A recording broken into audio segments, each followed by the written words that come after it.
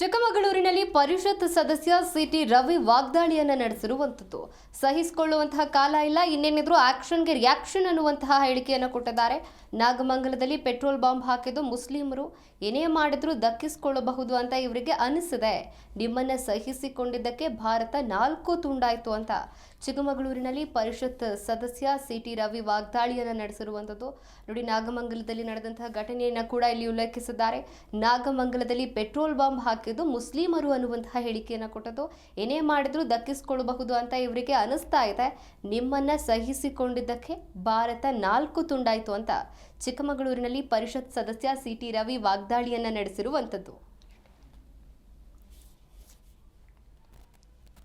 ಹುಣ್ಣಿನಷ್ಟು ಸ್ಪಷ್ಟ. ನಾಗಮಂಗಲದಲ್ಲಿ ಗಣಪತಿಯ ಮೆರವಣಿಗೆ ಮೇಲೆ ಪೆಟ್ರೋಲ್ ಬಾಂಬ್ ಹಾಕಿದ್ದು ಮುಸಲ್ಮಾನರೇ. ಆಗ ಮದ್ದೂರಿನ ರೀತಿ ರಿಯಾಕ್ಟ್ ಆಗಿದ್ದರೆ ಮದ್ದೂರನ್ನು ಮರುಕಳಿಸ್ತಿರ್ಲಿಲ್ಲ. ಸರ್ಕಾರ ಹಿಂದೂ ಮತ್ತು ಮುಸಲ್ಮಾನರನ್ನು ಒಂದೇ ತಕ್ಕಡಿಲಿ ತೂಕ್ತು.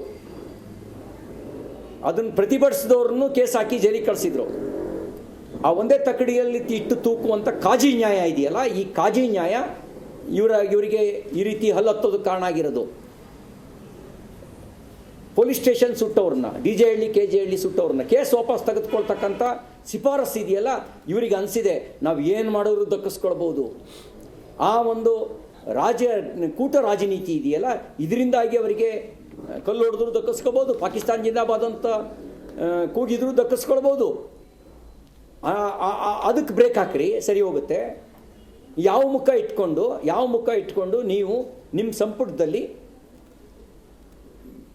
ಪೊಲೀಸ್ ಸ್ಟೇಷನ್ ಸುಟ್ಟವ್ರನ್ನ, ಕಲ್ಲು ಹೊಡೆದವ್ರನ್ನ, ಊರು ಸುಟ್ಟವ್ರನ್ನ ಕೇಸ್ ವಾಪಸ್ ತೆಗೆದುಕೊಳ್ಳೋ ಶಿಫಾರಸು ಮಾಡ್ತೀರಿ ನೀವು? ಯಾವ